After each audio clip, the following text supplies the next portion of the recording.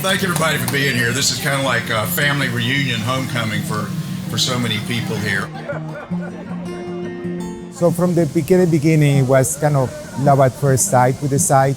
And I just really wanted to honor the waterfall and the history of Greenville that for many years had been forgotten.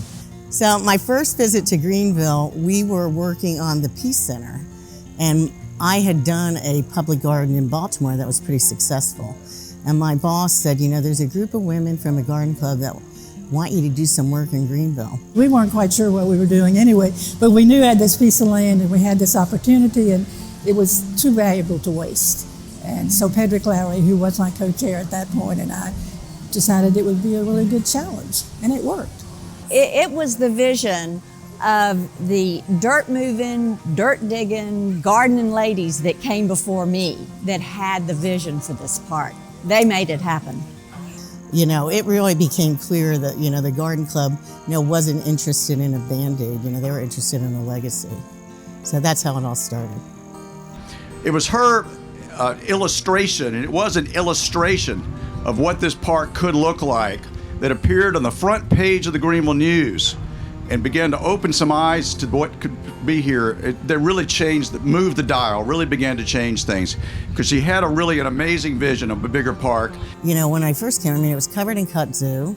You know, it had exposed sewer pipes where that land bridge is, you know, crisscrossing it that leaked. And most people didn't even know the falls existed because they were covered by the highway.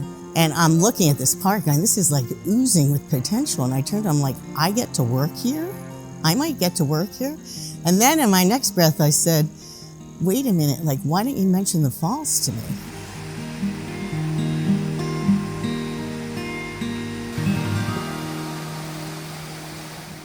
So I want to say a few words about Miguel. He's an internationally famous designer of bridges in engineering, but it all started with a little bridge in Greenville, South Carolina.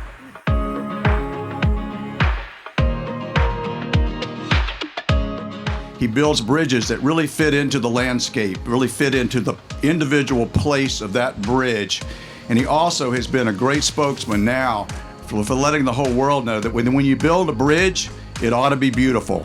It ought to be beautiful. So he did that in Greenville, South Carolina first. And you can't imagine how many letters and emails I get about the bridge.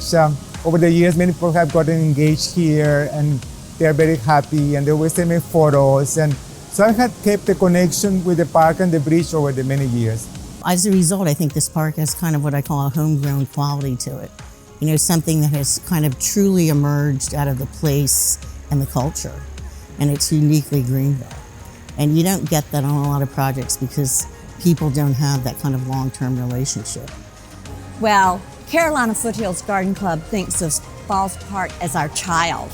We have nurtured it and watched it grow, and it's now flourishing, and we couldn't be prouder, and I think those ladies before me would say the same. Well, I'm very thankful to the people of Greenville, everybody that has embraced and liked the bridge. That makes me very proud. And I hope that you will continue to strive as a city and having the bridge as part of that movement that you have right now going. And everybody who made it possible to keep this vision alive for so long and bring so many great talents to this task, which people will hear from in a moment, but led us to this day. No toast.